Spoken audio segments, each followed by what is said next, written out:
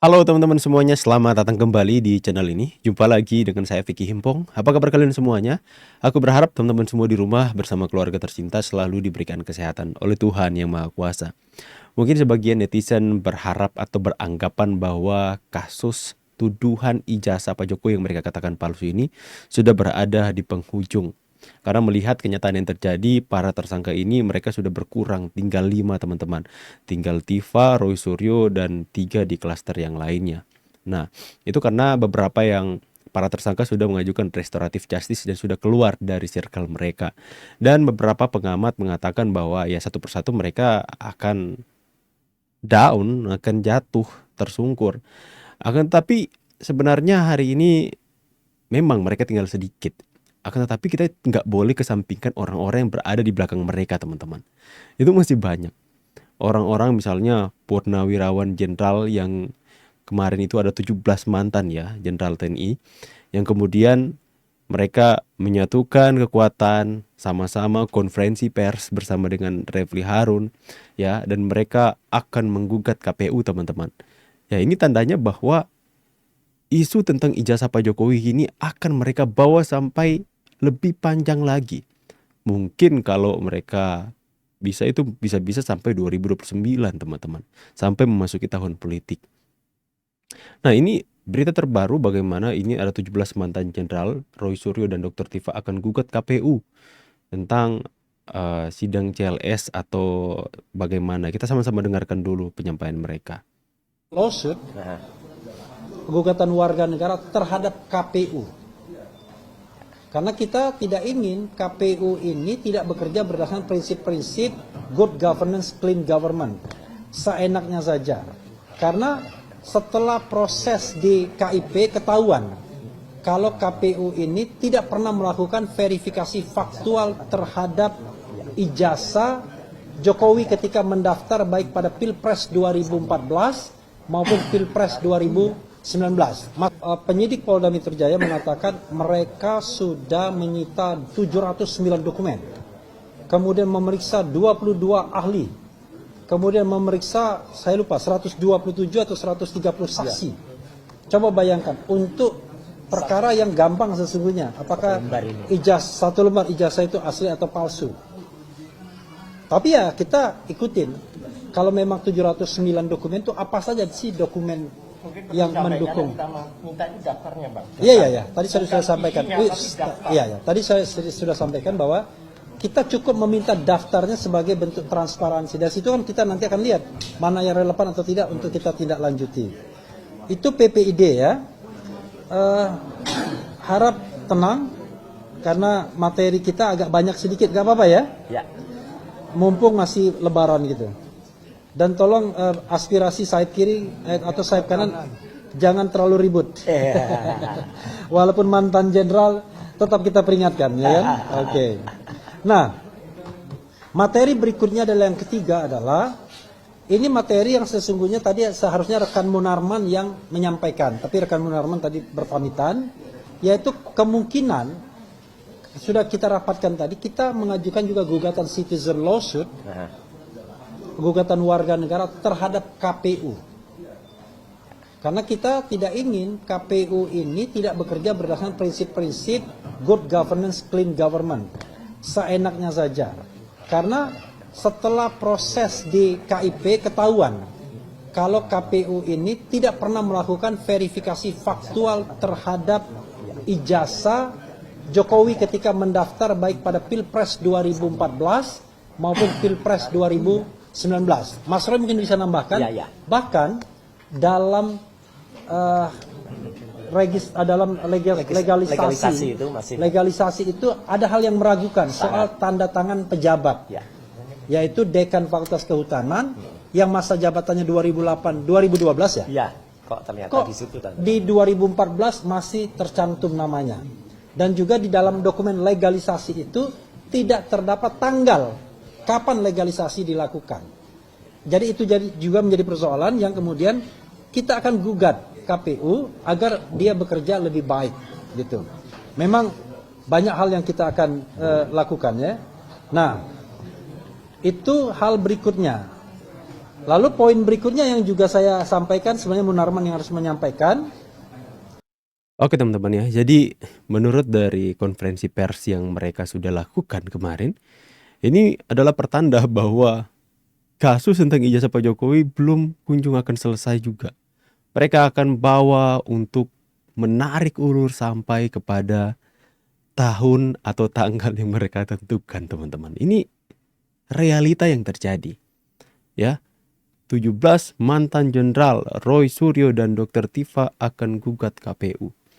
Ya, saya kira kemarin pun saya menyatakan dalam sebuah konten bahwa saya yakin ini sudah di penghujung dalam apa yang mereka sebut dengan perjuangan. Akan tetapi ternyata saya salah.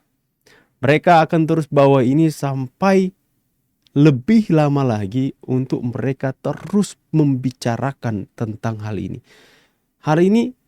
Hal yang mereka lakukan adalah menggugat KPU melalui CLS teman-teman ya.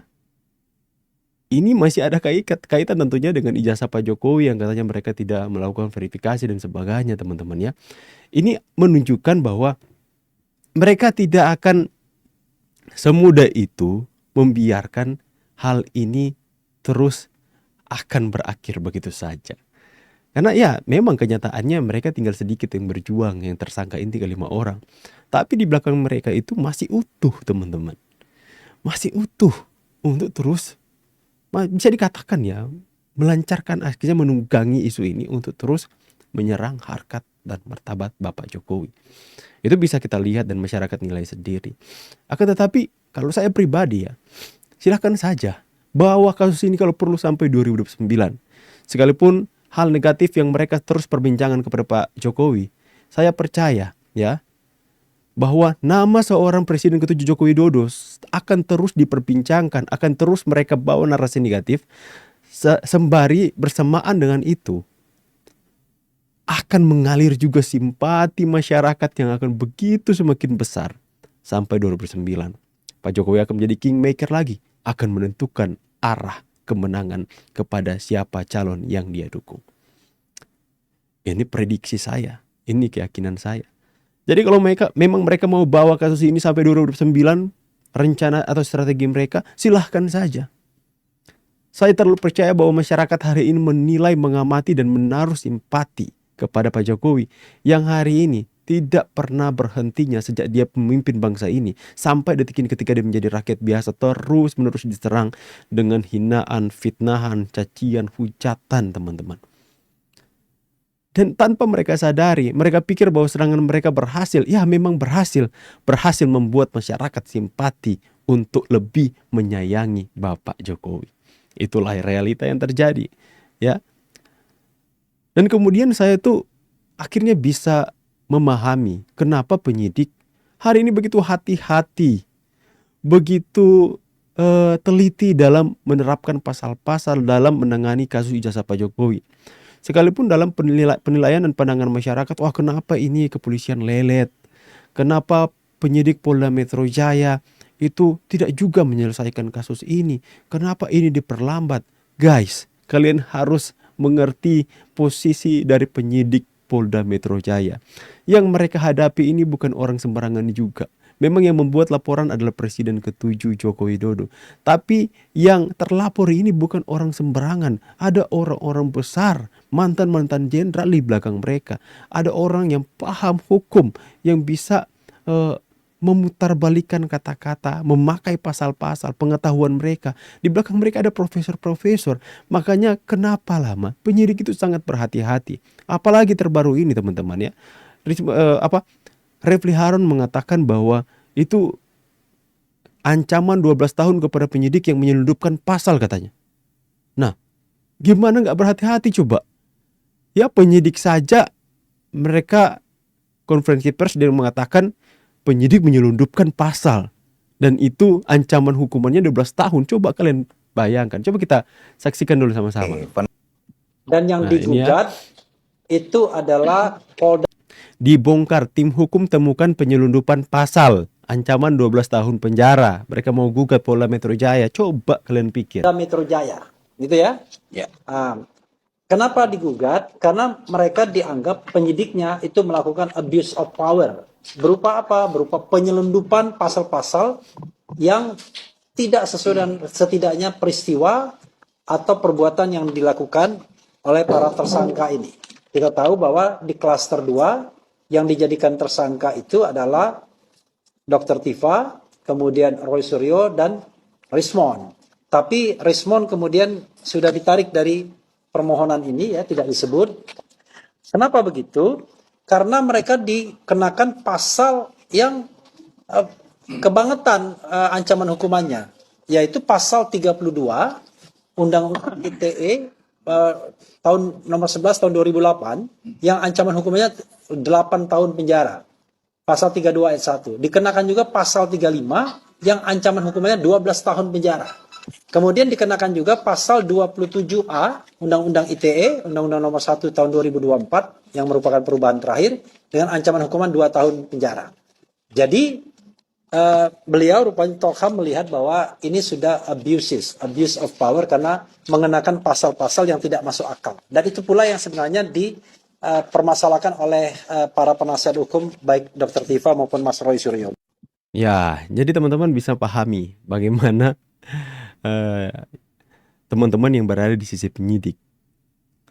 Seolah-olah orang-orang dari kuasa hukum terlapor ini itu tidak mengizinkan untuk Polda Metro Jaya mempunyai hak untuk menerapkan pasal terhadap kliennya, terhadap orang-orang yang hari ini mereka temukan ada bukti, saksi, dan ahli yang kemudian mereka memutuskan untuk menerapkan pasal-pasal tersebut di dalam para tersangka ini.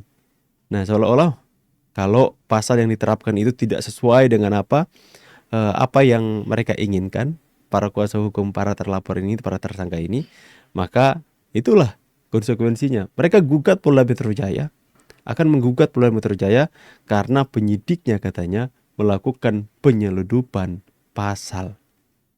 Ya, saya seketika langsung memahami, wah, berat juga jadi penyidik. Di satu sisi ditekan sama pendukung Pak Jokowi agar supaya kenapa ini diperlambat, kenapa Polda Metro Jaya bekerja sangat lelet dan sebagainya. Di satu sisi juga mereka harus berhati-hati karena para tersangka ini itu seperti ini, ya. Jadi teman-teman maklumilah, ini pertarungan bukan pertarungan sembarangan. Memang kalau kita melihat orang-orang yang ada di depan layar hari ini menjadi tokoh utama, itu hanya ya Roy Suryo, Tifa, dan beberapa Kurnia, Rizal Fadila. Mungkin kalian pikir itu bukan tandingan Pak Jokowi. Tapi teman-teman harus berpikir juga, ada kelompok-kelompok di belakang mereka. Ada di mana itu ada yang dari akademisi, ada profesor-profesor, ada mantan purnawirawan jenderal TNI, purnawirawan jenderal TNI, teman-teman, ada masyarakat juga. Ya, kita harus menilai itu. Jadi ini adalah pertarungan berat yang dimana Polda Metro Jaya berada di tengah-tengah. Kalian harus memahami betapa beratnya tugas ini, ya.